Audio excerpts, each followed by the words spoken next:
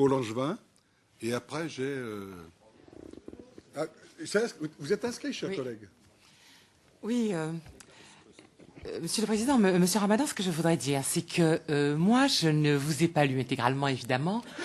et je considère que je n'ai pas à sonder les reins et les cœurs. Donc, moi, je me contente d'entendre ce que vous dites. Et je considère qu'il y a eu, dans vos propos, un certain nombre d'éléments qui me semblent intéressants pour faire avancer le débat.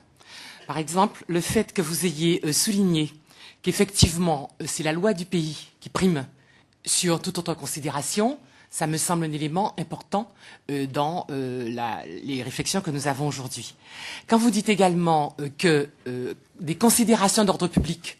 peuvent être importantes, et notamment de sécurité, peuvent être importantes pour que les personnes montrent leur visage, je pense que là encore, c'est un élément du débat qui est pas négligeable.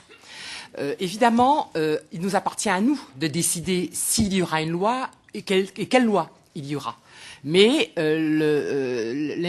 l'importance de la loi que vous avez soulignée me semble quelque chose de positif. J'ai noté aussi, et là c'est pour nous dans notre réflexion,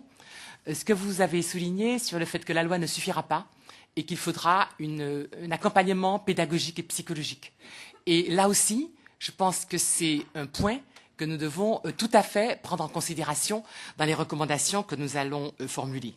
Et enfin, dans ce que vous avez dit, de dire qu'il faut passer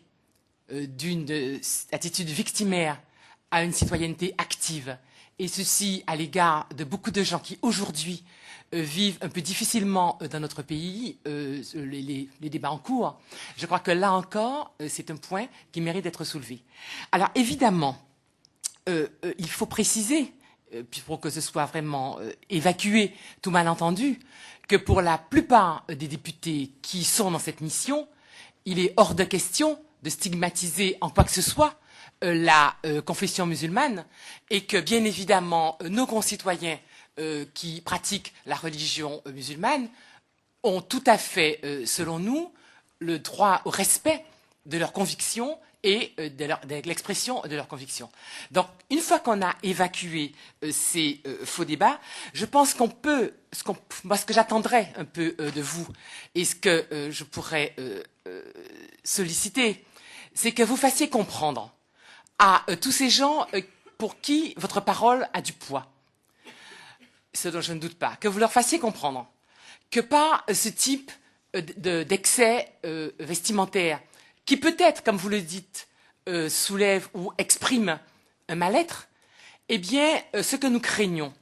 c'est qu'il ne ruine les efforts qui sont faits depuis des années dans ce pays par un certain nombre d'organisations antiracistes, un certain nombre de progressistes, précisément pour faciliter le vivre ensemble et lever les préjugés. Donc je crois que véritablement, vous pouvez avoir un rôle extrêmement important pour pouvoir nous aider dans ce combat contre les fondamentalismes, en disant que quand on fait ce combat, ce n'est pas la République contre l'islam, c'est aussi un combat qui est important pour tous ceux qui sont attachés à ce que les musulmans de ce pays vivent bien dans ce pays et se sentent parfaitement citoyens.